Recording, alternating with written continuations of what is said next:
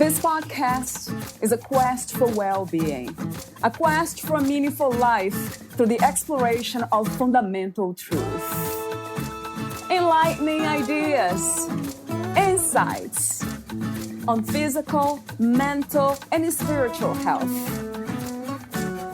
The inspiration is love. The aspiration is to awaken new ways of thinking that can lead us to a new way of being well. Welcome to Body, Mind, and Soul Healing Conversations.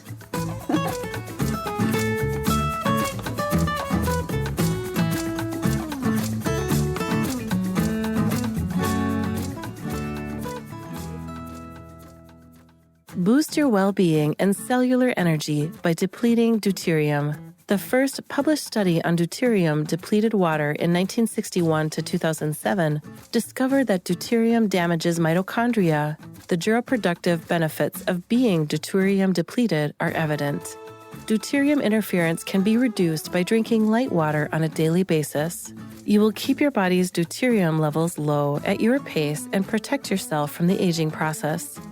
DDW, deuterium-depleted water, unlike natural water, it contains a lower concentration of deuterium. Light water is the most deuterium-depleted water in the world.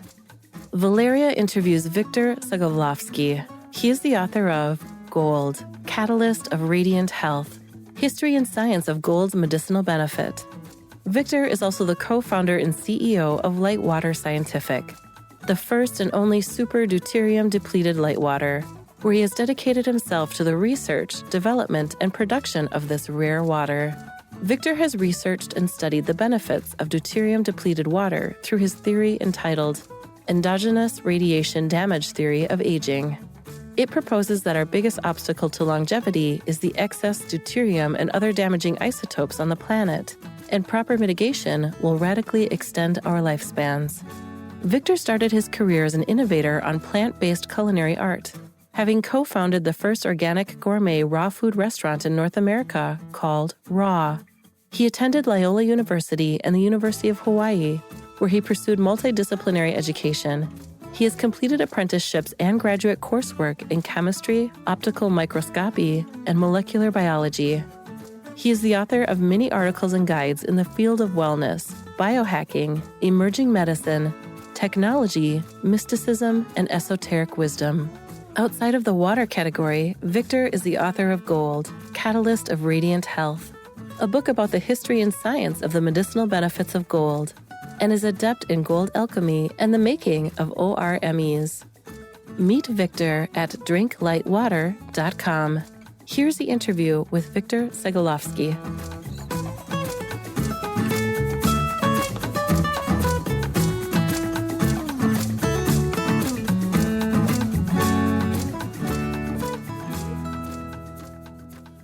In your own words, who is Victor?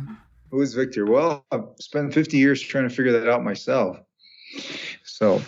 But I'm just a loving human being here to help and here to learn and enjoy it while I'm here.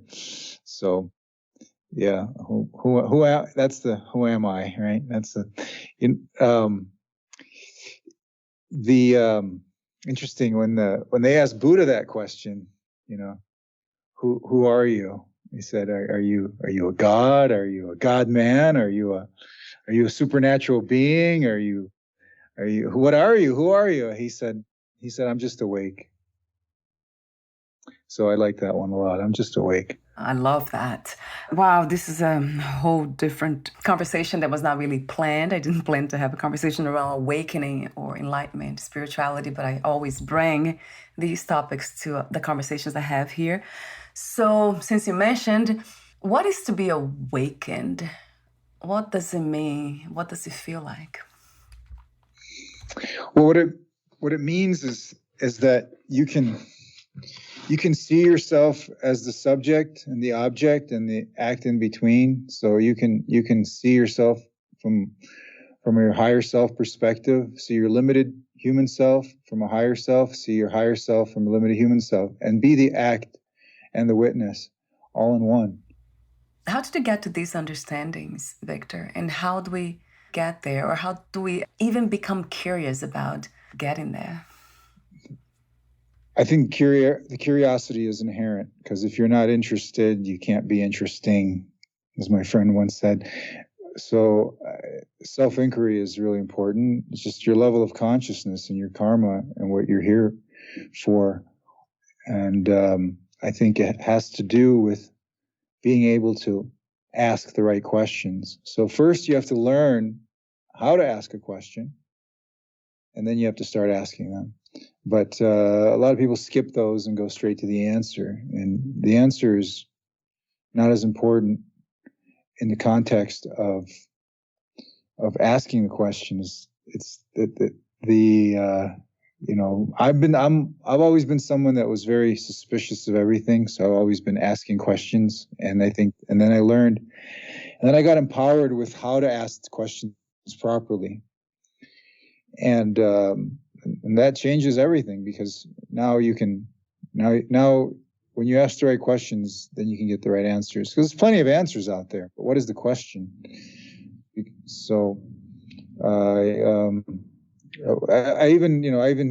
was a kid, I even questioned I questioned everything, like, why do we have a 7-day week? Why is it 24 hours in a day? Why is the earth spin? So I was just very curious. And I think that curiosity ultimately sets a foundation for you for certain things, because at some point that curiosity was turned inward. Right? The outward curiosity is one thing, but the inward curiosity is so limitless. So when your curiosity gets turned inward, you find a whole rich inner landscape of beingness. So yeah, that's just me. Yeah, it resonates completely true to me, because I can relate to that. And with that in mind, the question that comes to me is, what is one question that you would suggest us to ask ourselves that can point us to this awakened state of being? Well, the question I've always asked is, why do we live so short? Why do we, they say youth is wasted on the young, and then wisdom is wasted on the old. So can we maintain this middle ground, and how long can we maintain it? So when we come here, when we're born, we get a book, right? And this book is on loan from the cosmic library. And at some point you got to return that book. And what did you do with it while you had it? That's the question. Did you read it? Did you study it? Did you just sit on the coffee table? What did you do? So I think that I think having a belief system is important, and then a strong belief system is important, and then it's also important to be open to changing your belief system.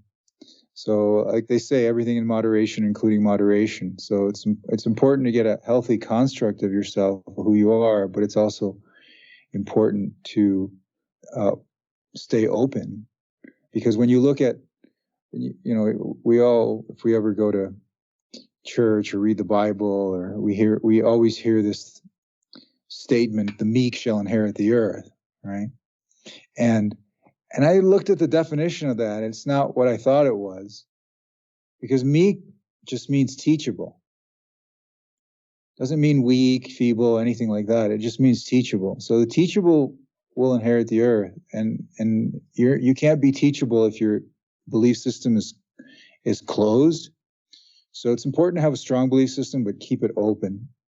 That's worked for me in my life, and it's made my life easier, because you just get into a flow state, and you remove rigid barriers from yourself, and that allows you to improve yourself, which is the ultimate, which is the most important path, because it's the most personal one. And it's the loneliest one too, because it is just you and yourself that's trying to understand who you are, why you're here, where you're going, and what is the right action, what is the right thought. And so if you wake up in the morning with like that, then I think your day will go about wonderfully, because the foundation is there, foundation for growth. And as soon as I made that commitment in myself in my early 20s, where I was going to, some of you ask, what path are you on? Well, I said, the path I'm on is self-improvement. So as soon as I adopted that belief that my path is one of self-improvement, I went about it. What comes to me a lot of times when I think about evolution, growth, the question is, what is the goal of personal improvement or personal growth? Where are we trying to get? I know we talked about enlightenment or being awakened. I like to defer to the great teachers of our collective human history. So, because my words are not as good as the philosophy that has preceded us, that I study. And again, when they asked Buddha the same question, I said, and in this case, it was why are we here? What's our purpose? And his answer was my answer, because it feels correct. And we're here to alleviate the suffering of others. I think that's really why we're here. That is our main function, to help, while we're here, to help out. And in fact, we've been given a great responsibility in being stewards of this planet and help those other species that we have the ability to. We have certain faculties that we're blessed with that other creatures don't have. And what are these faculties for? They're not for selfish intent. They're not for selfish reasons. So they must be for the benefit of others. When you said that, you did say that in the very beginning, a loving human being here to help. Yeah, that's not just beautiful, it's practical, it's profound. And it's simple. It's, you know what? It's the path of least resistance. So I wouldn't have it any way. Yeah, what I wonder a lot of times is, why do some of us get to this level, per se, where you are, the way you speak today, and these realizations, and some of us don't? They will lose the body without these understandings. I think you have to have suffered a little bit in your life first before you come to these realizations. I think with, like I tell people, the ones that have suffered the most are the best qualified, because you have to be able to see yourself, like I said, not only from your inner perspective, but you're be able to see yourself from a third party perspective. And when you can do that, then you're a little bit closer on your way. So I think it's spiritual evolution comes to people at different times. And I think that if you suffer a little bit, then you get it. There's not many things that get us into the present moment, into the now. There's and pain is one of them. Unfortunately, pain puts you in the present moment. I mean, laughter, joy, all that puts you in the present moment too. Meditation, but those are a choice, and pain is often not a choice. It's something that you have to deal with in the present moment. And so it puts you in the present moment. And then you understand, well, I don't like the pain, that I don't like, but I do like being in the present moment. I do like being in the now. And then you go, well, then you start asking yourself, well, what other ways can I get in that present moment besides pain? Well, pleasure and laughter and meditation. These are the other three ways that you can get closer into that moment between the breaths. State of stillness. Yeah. How many yes I can I say? Infinite. I didn't know you were going to ask me all these questions, but I'm happy to. Oh my God, I love your answers, and I love these reflections, the contemplation of what you're saying. Let's talk about the topic of wellness and well-being, health. I was talking before, I kind of started with the topic of physical health, that I tried for many years to be physically healthy and then getting the brain to be healthy, focused. But then I realized it took a while that physical health would not get me to happiness or inner peace, which I value more than happiness, actually. So what is to be healthy from your perspective? How do you define health? It's both mental and physical. And to me, health is defined as, that's a good question. So for one, health is not having to, it's a grace, really. It's a type of grace, because it's when you're healthy, you don't worry about it. It's not your concern, what you eat, how you eat, what you think. You don't concern yourself with this. I remember when I was 21 and I moved into a yoga ashram. I really wanted to study yoga. I thought I wanted to be a little bit more attuned with the swamis and the monastic people that were into this. So I liked the structure at the time. So I moved into this ashram. I really loved that rigid structure where everything was disciplined. So it was very interesting to me. And so I moved into this yoga center, and I'm like, oh, this is great. I'm going to do yoga 3 times a day. I'm going to be around yogis. I'm going to meet people like myself. Okay. And first week there, I realized that there was nobody there like me, because everybody there, I thought I would meet all the people that were healthy. Instead, I met all the sick people. And then I realized at that time, healthy people didn't go to yoga class. So I think healthy is when you don't worry about it. You only start worrying about it when you lose it. Or let's just say when you hyper focus on something, when you're really just conscious of something, or having lost health, optimal health, having lost that and then regained it. Now you're much better equipped, because you don't have to worry about it, but you understand it. You understand what it's like to know something. If you don't know it's hard to know the definition of something, or I would say even impossible to know the definition of something if you cannot define its opposite. So for health, it's easy. It's lack of health. It's a state of sickness. So if you can define health by its opposite, a state of sickness, and that could be mental and physical. And I think that one, they work together. It's hard to have perfect physical health without good mental health, and vice versa.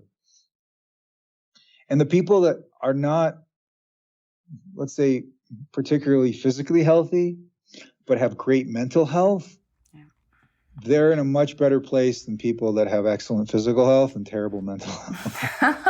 I must agree. I've been there. So true.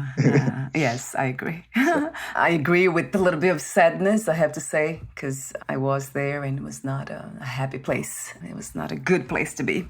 And again, if you could look at that without judgment, just as an experience, we have one experience after the other on this earth, and to not identify with that experience, learn from it, but to go, and it's good to identify it as well, but you should have the ability to remove yourself from it and just look at yourself looking at yourself as a third person. It's really important, because you will find flaws in your character and your personality that will come to you objectively, and then you can make corrections. It's not personal.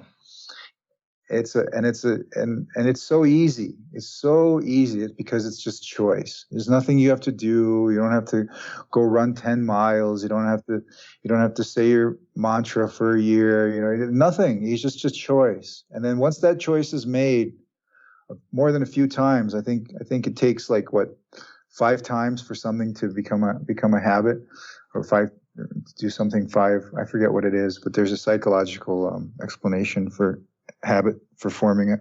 forming habits. So it's I don't want to say it's easy, but I also don't want to say it's hard. Yeah, it's simple in a way. It sounds simple, but it's not easy. The notion of free will seems like I'm going back to the idea that there is free will, that we can make choices. But for a while, I didn't believe in it. I always tell people free will isn't free. You got to pay for it. And we are the culmination of every choice we've made in our lives. You and I on this podcast is what's led up here is every choice that we've made our entire lives. So yeah, there's free will, but the manifestation is not instant. And that's the part that anybody on a spiritual quest has to be prepared to wait. Nothing comes instantly. Cause is effect concealed and effect is cause revealed. And then there's time in between. So there's no such a thing as instant realization. That's grace. That's grace. That's a gift that comes to you that you didn't do anything to deserve, but it does happen. So you can't ask for it. You can't expect it, but you can accept it. So yeah, just I love to tell this little story if you will indulge me for a moment. Two yogis get visited by Shiva, which is God in this sense, right? So let's say two spiritual aspirants get visited by their guru or their deity, right? The person or the deity, the God that's gonna enlighten them, which is what they're seeking. They're seeking oneness with the universe, oneness with the Creator. And one of them, they both get asked the question, and they both are allowed to ask one question, and they both ask the same question. And one of them says, "How many more lifetimes do I have until I can experience oneness with the universe, right? Until I'm enlightened?" And God says, "You have 3 lifetimes to go." And this upsets the person. Says, "I've been so good. I've been so good. I mean, I'm convinced this is my last lifetime. I'm so good. I've been practicing yoga. I do everything right. I meditate. I take care of orphans. I give to homeless people, just everything I do well, I'm like," he goes, "Well, I'm glad." God answers, but I'm sorry to say it's 3 lifetimes. He says, "Okay, thanks. Next person. How many lifetimes do I have?" God says, "I'm sorry to tell you this, but you've got 1,100 lifetimes." And the guy goes, 1,100 lifetimes? Really? He goes, "Yeah, sorry to say." He goes, "Only 1,100 to sing your holy name? That's nothing. Easy." So God says, "Well, if you're going to have an attitude like that, how about now?" Do you see the point in this tale? It's the attitude. And so you have to be ready at any time for anything. That's if any conditioning that we do, it's just for that. It's just to be ready for anything at any time. That sounds amazing. Just to be open, as you said before. To me, that's everything. Just being open to life. Well, you got to try to have a positive outlook on things, because you have a choice. You can have a negative outlook. You have a positive outlook.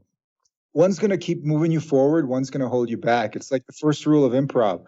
If you ever take an improv class, you know the first rule of improv. You will learn the first rule of improv. And the first rule of improv is to agree. Because if you don't agree, it doesn't go any further. Mm-hmm. Yeah. And then the second rule, I made up the second rule. That's to get them to agree with you. Yeah, okay, of course. Of course. That's convenient. Just agree. It keeps things moving, keeps things flowing, things recirculate. If you don't agree, then it stops development. And so that's how I make my life easy. It's just, this is a strategy to take the path of least resistance, because everything in nature wants Do you think everything in nature wants to do more work? No, it wants to do less work. Do you think anything in nature wants to be sad? No, it wants to be happy. So there is a bias here. If all things being equal, I'll take happiness over sadness. All things being equal, I'll take health over sickness. But those extremes and those polar opposites are important to give you context and foundation for the things that you do want. When I hear anything that sounds like wisdom, that kind of opens my heart, it's that's what comes to mind. Oh, this person's open to life. Oh, wonderful. So thank you. Open for business. And for business as well. And speaking of business, you are a polymath health optimization expert, product innovator, co-founder and CEO of Litewater Scientific, an author and also a speaker.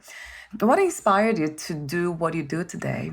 I pick things up and I gravitate towards some things, you know, and I just like, if you were a magnet, you get pulled towards certain things, and I get pulled towards certain things.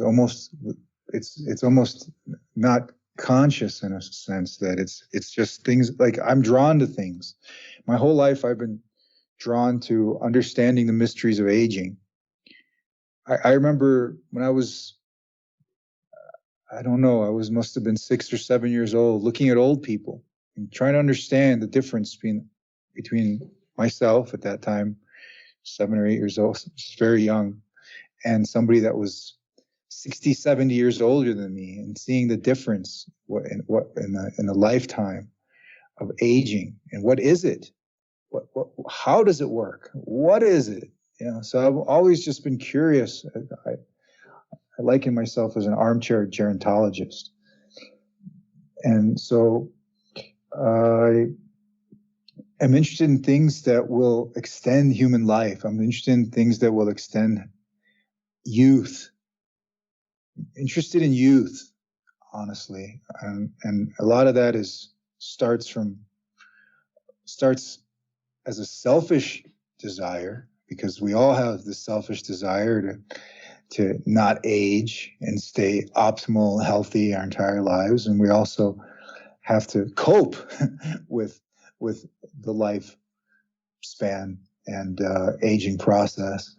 So it's such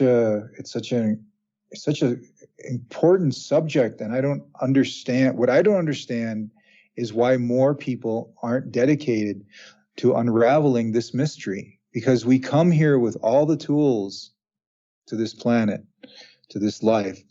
We come with all the tools, but we don't have the manual. And we lose our way so quickly while we're here. But really the way is to write the manual and then share that. And while you're here, you get the optimal experience possible, because you are only here, if you'll permit me, you're only, as I've come to understand, you are here to give God a human experience. So you have to make it the best possible, because you're dealing with a higher power here. You're like, it's when you're on a first date, you show up with the best of yourself, right? Like when you're at a first day on the job, you show up at your best. So you do that every moment of your life. You have to, because you plant that seed that you are just here to give God a human experience, to make it the best possible experience. Be fully conscious of the fact that there is a higher power that is experiencing life through your eyes and through your actions. So you're on TV.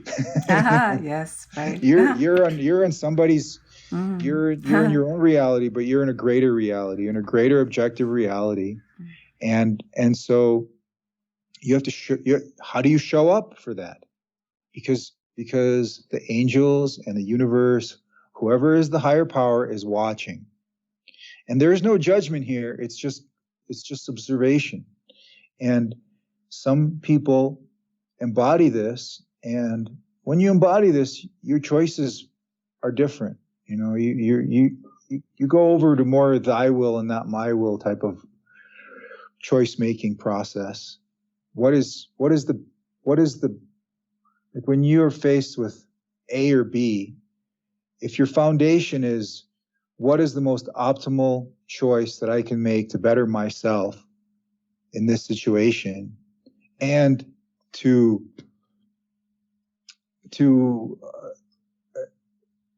increase the amount of spiritual energy, if you will, or life force, if you will. What can I do in this situation that increases my life force? Because this life force is on loan. It's not you. It'll be,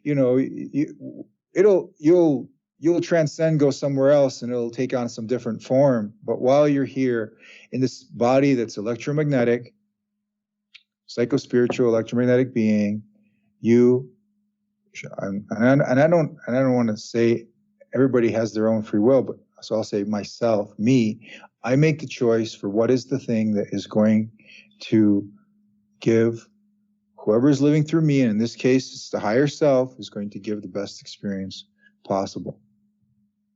So it's you, if you're in a limited reality, you have the ability to expand your awareness to where you get into a bigger box that's limitless.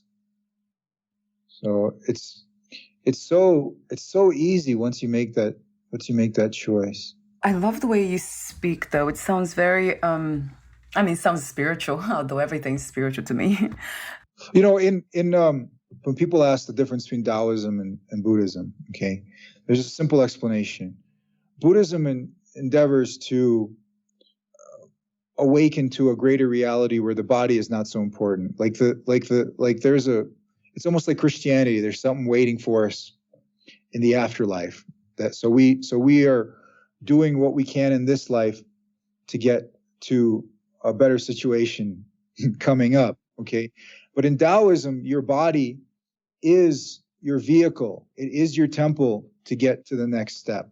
So I am very much a Taoist in that belief. I very much believe that to have a pure body is super important, whereas other religions or other philosophies believe that the body is not important, that it's all in the mind. And that's great for them, but to me, the temple is through the body. So I was very interested in improving the function of the body, understanding the biochemistry of how the mechanics of how this body works, and we're not too different. All humans are very similar, or actually all eukaryotes, all I would even say all life forms that need oxygen to survive are not too dissimilar, very similar. So in this Taoist belief, I started looking for tricks and for optimizations and for realizations and little hacks, and I wouldn't say a cheat, but I would say for hidden universal truths. Like yoga gives us a lot of secrets from the universe, but they are there to find.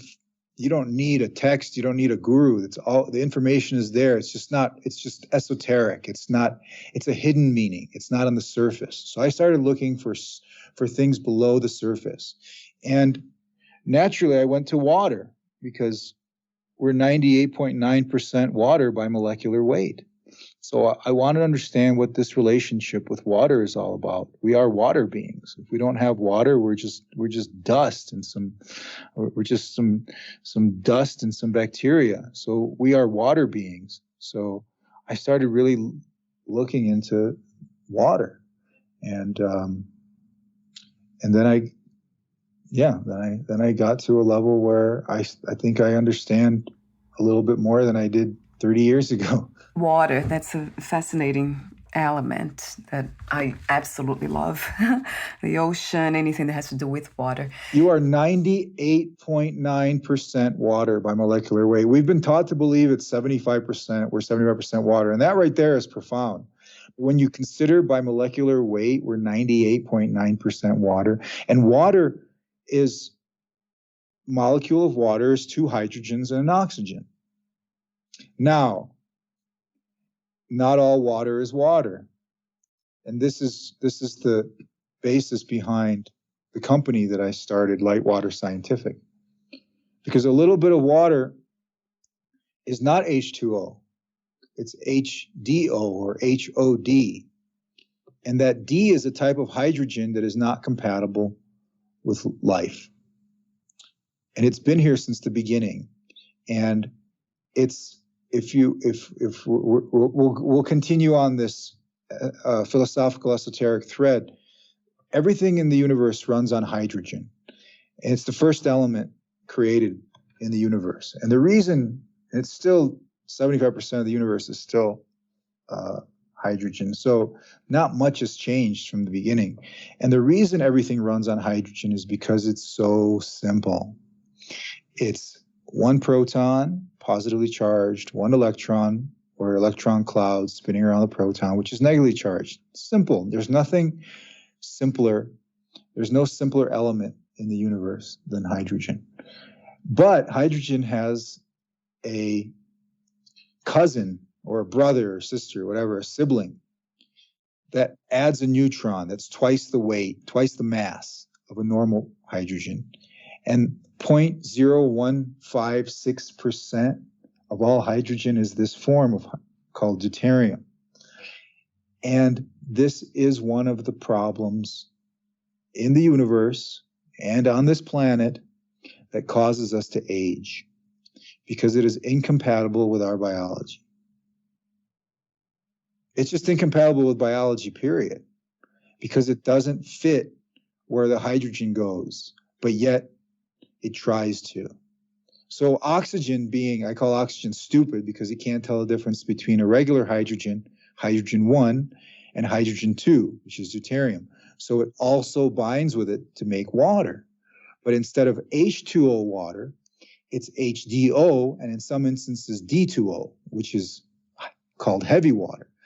And when they discovered this in 1931, because before that, we're not even 100 years past this discovery, so this is brand new to the science of man. But when they discovered this, they synthesized heavy water in a lab. Instead of H2O, it's D2O. And it looks like water, it tastes like water, it's a little heavier, feels like water. But if you drink it, on the 5th day, you'll die. You'll be dying slowly for 5 days. So it looks like water, but it's not water. So it's an imposter. And it all has to do with a mechanical problem. This is not a spiritual problem. This is not a philosophical problem. This is purely a mechanical problem. That deuterium is twice the mass. Every time it takes a place that's reserved for protium, which is hydrogen 1, which is 99.98% of all hydrogen, and that 0.0156% is deuterium. When that deuterium takes the place of a normal hydrogen, problems happen. And this eventually causes aging and death. It's not the only thing, but this is a very important piece of the puzzle. So here it is. This is a piece of the aging puzzle right here. And as soon as I realized that this was fact, this wasn't conjecture, this can be actually proven mechanically that this is a problem, it became a primary focus of my life. Because at first I wanted to know how to make it myself. I didn't, and I couldn't figure it out. So I had to go to Russia to meet the scientists and the engineers that figured it out. And it consumed me for many years. It still does, because it consumed me because I consume water. What comes to me immediately is that if this is something that happens in nature and it's natural, that's part of the universe, so it's not perfect. And the meaning for me would be that we are not supposed to be here for too long.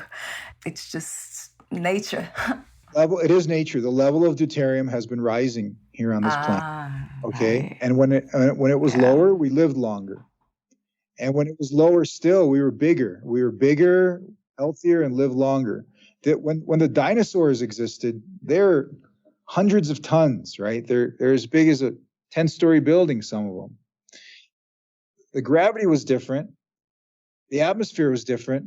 but also there was less deuterium. There was probably half the deuterium on this planet. And you could see that if you go to Antarctica, the deuterium level there is 80 parts per million, whereas everywhere else, where the oceans are 155.76. So it's not quite half, but almost. So, and if you go to Lake Vostok, which is a couple miles below Antarctica, there it's 84 ppm. So there's a geological record when there was less deuterium on this planet. So as more deuterium accumulates, our lifespan decreases, and so does our physical size. What makes deuterium to increase? Why is this happening? The last major thing that caused an increase in deuterium levels on the planet was that I can prove is the melting of the glaciers during the ice age. There's a lot of methane locked up in that, and a lot of methane locked up in glaciers, and methane has a lot of hydrogen, and so hydrogen has deuterium in it. So there also comet bombardment, meteor bombardment. All these comets, every time we get hit by a frozen piece of ice, it increases the deuterium content on this planet.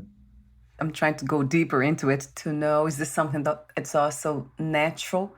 It just happens, or we are doing that, humans? It's man. We're not doing much. Well, we increase the amount of deuterium and another isotope of hydrogen named tritium through atomic testing, but it's not. It doesn't really move the needle as much as just a natural progression of time. And when I was getting into this really early on, in mid 2000s, 2004 and on, I wanted to understand everything I could about this, the science, history, everything. In fact, I got to know the history of this really well. I wrote a great article on our website, the history of deuterium depletion, because it's important to understand the provenance of this because it's so new. But I was researching everywhere, and I came upon a couple of people that claim to have communication with extraterrestrials, ETs, okay?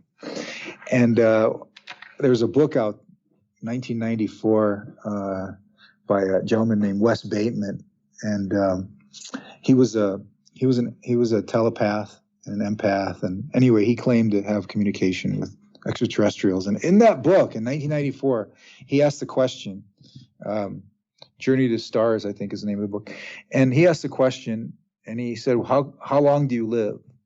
These extraterrestrials, they say we live anywhere from hundreds to thousands of years, depending on the world we come from and our level of spiritual evolution. Then he says, well, how come we can barely make it to 100 years old here, or 120, as it's promised in the Old Testament, right? So, and in there it says, you on this planet have a problem, and your lifespan is limited because you have too much deuterium on your planet. So I can't prove that he was, and whether he was true or not. But I thought it was very interesting because, one, it's 1994. It's most people, even today, most people don't even know what deuterium is. This is 25 years ago or more, and I thought it was. But the thing is, I found I always like to cross correlate different sources. Yeah. I like to find two people that say the same thing that do not know one another. Yes, yeah. And so to go back in time, back to 1973, there was another contactee named Billy Meyer in Switzerland, and he had the same thing in one of his. He didn't write anything, but people took notes when he spoke, and so there's recordings of him talking same thing, same exact question. How come we don't live that long? Same answer. You have too much deuterium on your planet. But there were three other things too. We don't need to get into them. But one of them was, I found interesting. They said you could figure out the deuterium problem. There was some other problem, which was, I don't want to get into it. It's a separate subject. But the one I do want to mention is that Now, people can ask me. I'm not hiding anything. I'm not holding anything back. I'm happy to share, but we just don't have the time. But there was one thing he said: after you get rid of these, the extraterrestrial said, after you if you can fix the deuterium problem, you can fix the magnetic thing on the Earth, you can fix that you're missing this one element in your body, etc. But the one thing that you have to fix before you can extend your lifespan, and he said, and the extraterrestrial said, and we ourselves don't even understand this. This is unique to you. You collectively have this death urge as a species of humans. And so we don't understand. It's as soon as you can resolve this urge to die that you have, that's inherent in your subconscious, then none of these other interventions are going to do anything for you. And so we have this collective unconscious death urge, and we got to get rid of it. We have to get rid of this from our genome, and it's why it's there. They don't know. They couldn't tell him. I couldn't tell you either.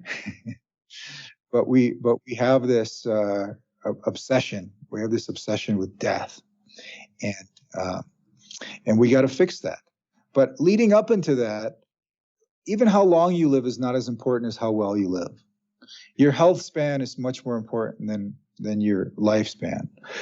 So in the beginning, we don't have to do much unless we were sick when we were children or we got ill early on in life. If you don't have any of that, by the time, your teens, your 20s, your 30s, if you weren't vaccine injured, or if you weren't injured by mercury fillings or just food or bad thoughts or any environmental pollution, whatever. If you escaped all that, or just are not symptomatic of it, you're fine in your teens, 20s, 30s. You're fine. But as you get older, you want that's somebody that's interested in having youth my entire life. I want to be youthful when I'm 90. Okay. I want to be youthful. I don't care.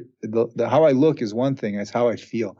And I want to feel youthful. I want to have that same neuroplasticity 30 years from now that I had 20 years ago. And I still have that same neuroplasticity. And if I don't, I want to give that attention to whatever needs the attention, that I don't lose that one, childhood fascination, two, neuroplasticity, and really youth, right? Youthfulness. So that youthfulness is a given to you when you're young. But as you get older, I turned 50 this year. To me, it seems more about geroprotection now, how to protect yourself for the long run. And so that's why I'm so passionate about what I do, because it works. It works well, and it's easy. And it's a different concept than any other health intervention where, here, take this supplement, take that, put this, you're missing this. No, this only has to do with one thing: reducing the amount of deuterium in your body. That's it. And when you do that by 20%, then you meet the body you were supposed to have, or meet the body that is in its optimal state. Optimal, when I say optimal, I mean metabolically optimal. Because our bodies really do much better when our deuterium level is in the 120 ppm range in the body and not 150 ppm range. That 20% difference is like everything. And so now I'm here waving the flag. I'm an evangelist now. I never thought I would be, an evangelist for something, because there was nothing to evangelize. I mean, in the realm of products. Okay? Not a product is a product. I'm as you know, we're talking now. I'm more of a spiritual person. So to me, product is secondary to your inner landscape.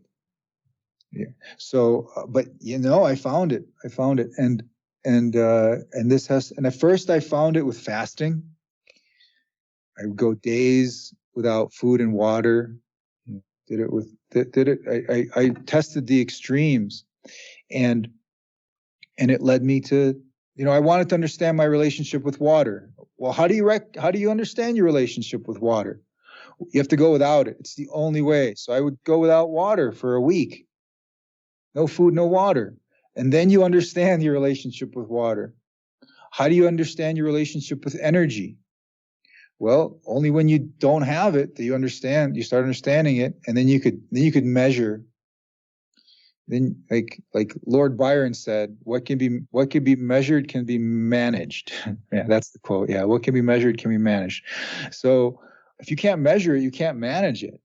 So now we can measure energy in our body. We've come to a point in our science, collectively as a species, where we're starting to unravel really incredible things. I mean, we understand stem cells. Now you have this CRISPR thing about epigenetics, and I mean, we've come a long way in the last 100 years. We've made evolutionary leaps, and this is just another one of these evolutionary leaps. Because if we're gonna make it as a species, we have to become a what does Michio Kaku call it? Like a level 1 civilization, where we can actually leave Earth's gravity, right? And we can't be successful outside of Earth if we're not deuterium depleted.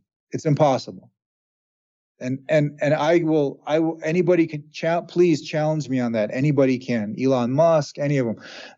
Until we're deuterium depleted in our bodies, and that means drinking deuterium depleted water or fasting, which doesn't get you even halfway there, like drinking DDW does. You will not exist in space. You will not exist on Mars. It will be completely impossible. So maybe right now, it's the universe planting these seeds in us to evolve our species, because we're like the quote from Isaac Newton. If I have seen further, it's only because I have stood on the shoulders of giants. Well, we are standing on those shoulders right now. And so human evolution is at the point where we're given things almost free from the universe. This is grace. This is the grace that we've been talking about. We're given these little seeds into our consciousness: deuterium depleted water, over unity, superconducting elements. We're problems that we have as a species. Our biggest problem right now is we consume 600 times more energy than we produce. So certain scientists were born, like Nikola Tesla, that had solutions for this. Said, here, we have to fix this problem. And unfortunately, progress is slow. So these things take hundreds of years. But when problems arise, answers come with those problems. This is why I don't like to listen to media that's negative, because if somebody's going to tell me something negative, they better give me the solution too. It sounds amazing, though. When I went to your website, and gosh, I was like, this water, that sounds really great to me, and I wish I could have it like right away. It's the same water that's inside your cells. The water that's inside your mitochondria is not water that you drank. It's water that you made. You synthesized it. Like you baked it, like grandma baked apple pie. You grew the apples, you didn't get it at the store. So none of the water that we drink is water that makes it in our mitochondria. It's water that we make. And that water that we make, called metabolic water, inside these nano-confined spaces of the mitochondria, is deuterium depleted. It's 60 to 70% deuterium depleted. So that's a clue right there, that the body's trying to filter this stuff out from our energy producing pathways. And in order for something to be of a crystalline nature, it has to be pure. When you look at a crystal, how do you value a crystal? How do you value a diamond? By purity. And you could see the imperfections, right? Or you see that it's pure, it's crystal clear. So same thing with water. The value of water as a crystal is in its purity. So when you remove the deuterium, you get purity. So what we have here is a new standard in water purity. That's all. And eventually, somebody will come around and figure out a way to make this easy. Right now, it's not easy. it's very difficult to remove this from water. That's why the water is expensive. It takes a big factory and lots of equipment and decades of even getting to the point where it can be commercially available. And it's like you and I are talking next to a campfire, and it's 1870, and we're going, wow, wouldn't it be great if there was a light bulb? And sure enough, 30 years later, there's a light bulb. So eventually, I think we will upgrade the standard of water purity for all humanity, and all humans will have the ability to get water that's 20% or more reduced in deuterium. Not just, they won't have to buy it from us. They won't have to go to Antarctica. Somebody will figure it out. But I'll say it's as hard as making a light bulb. It's nearly impossible, because it's so hard to remove this water from water. You're removing HOD from H2O. They're so similar. So it's very difficult to separate the two. And but it's a new standard in water purity. And anybody that embraces this standard gets the benefit. And will live longer. I don't know if you'll live longer, but your health span will be longer. Your youthfulness will be longer. You will slow down the aging process. You're not going to stop it. You're not going to reverse it. Maybe that's coming in the future too. But I can only speak to what I know. And I know that this slows it down. I love everything about it, of course. The promise of that one day it will be accessible to everyone, not just some of us.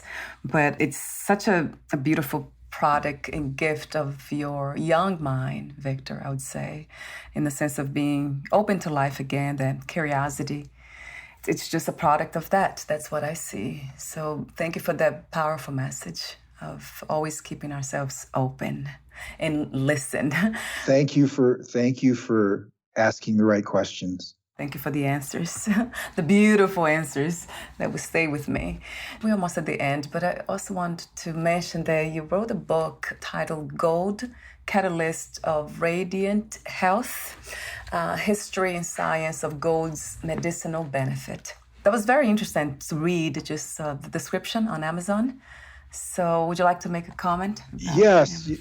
When you look at the recommended daily allowance of minerals, you don't see gold there. Yeah, no. And that's a shame. Yeah. Now, gold cannot be digested in its metallic form. So you have to reduce it down to the smaller you can get it, the better. Because at some point it becomes, well, this is in the book, people call it monatomic or high spin state, and that's not exactly accurate either. But it is in a nano state. So because our bodies cannot break gold down. But when it exists in a very small state, in a single molecule, or even one, under 10 molecules in size, it has much different properties than when it's in its metallic form. It's macro mineral form or macro element form. It's not a mineral. So it has this. This is where the word alchemy comes from.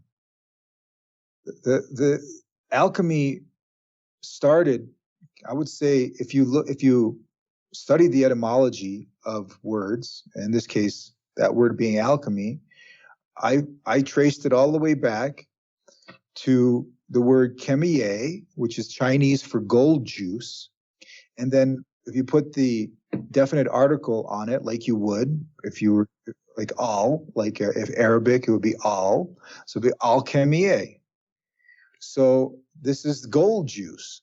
And what does gold do in the body? Well, it acts as a catalyst. It improves everything else. I wouldn't say everything, but maybe so. But it catalyzes reactions in the body, and it improves the functioning of everything. It's like when there's a bunch of guys in a room, and then a beautiful woman walks in. Everybody just goes, they just spring up, their posture gets better, right? Yeah. The woman didn't look at you. She didn't acknowledge you. She just, the mere presence of her catalyzed the reaction in you.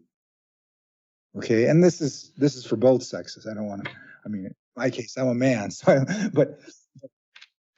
but gold has a catalyzing ability when it's in that reduced form, and there's a lot more to it than just this, because there's a whole mystical side to this.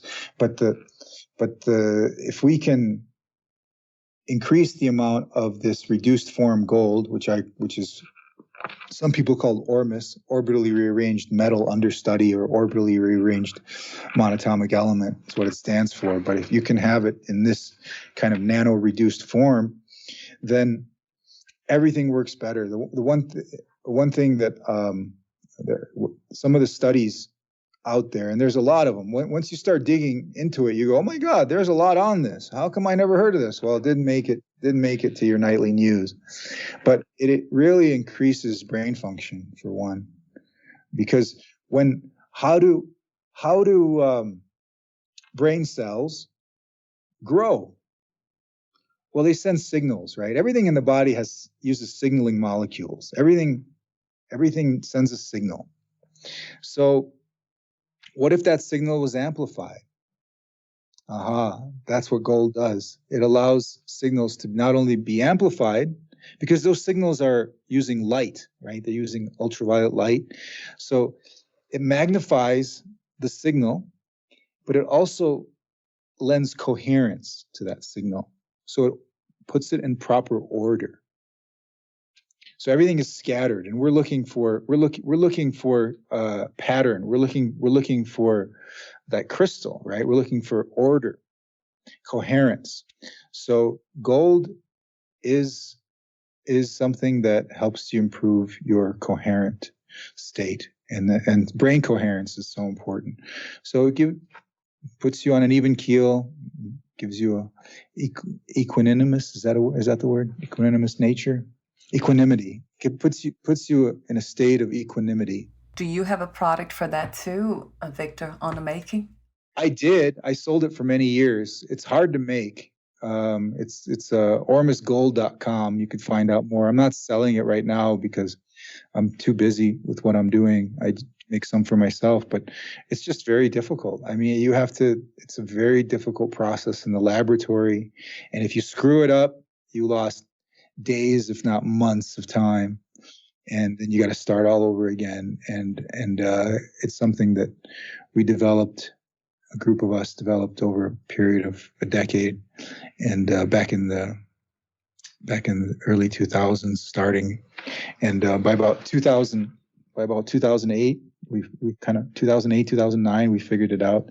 But yeah, that's something that I'd like to do again. It has incredible benefit for people. It's a hard sell because when you look at the inert chemistry of gold, it doesn't do anything. It's only when you reduce it down to that size that's in the angstrom size, a single atom to between 1 and 10 atoms, then it behaves very, very differently. So yeah,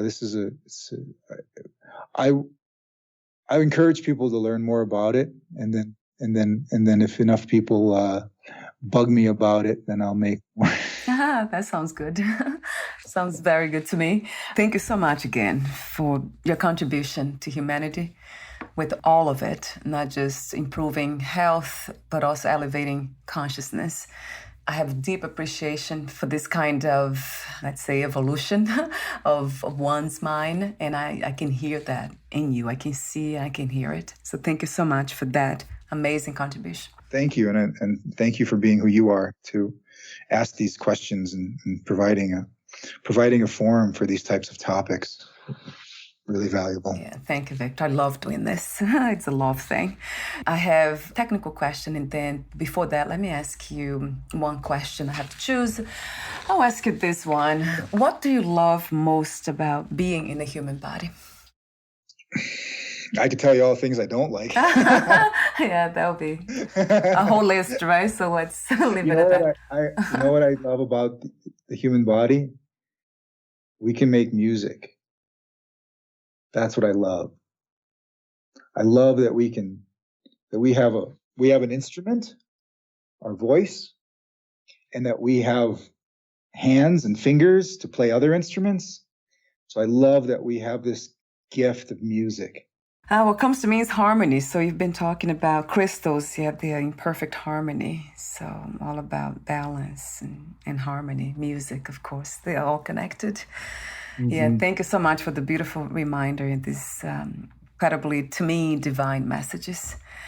So before we say goodbye for today, where can we find more information about you, your work, Litewater services, and future projects, Victor? Drink Litewater, DRINKLITEWATER, drinklitewater.com. That's our company website. And you can find a lot there. If you're interested in, we also do testing. We can test your body for deuterium. That's deuteriumtest.com. If you're a scientist, researcher, doctor, etc., there's deuterium-depletion.org, where most of the studies and literature, more in-depth literature, is available. About me, I don't have much of a social media presence right now, so you can certainly contact me through the company Instagram, or calling a company. That's very easy to do. So my Instagram is Vic Love, but I don't really go on there much. But you can contact me. My name is Vic Love on Instagram. So that's where I am. But somebody wants to get a hold of me, I make myself available. So if anybody has anything to talk to me about, get a hold of me. I'll usually get back to you within a few days. Wonderful to know. So I'll have the website link on your podcast profile, drinklitewater.com, light, L-I-T-E. I love that word is there, light meaning also playfulness, and light sense of elevation of the levity. Levity, I love that. So thank you so much again, Victor, for your presence here today, and we'll talk soon. Bye for now. Thank you.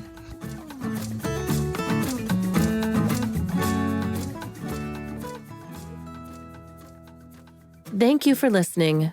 To learn more about Victor Sagalovsky and his work, please visit drinklitewater.com.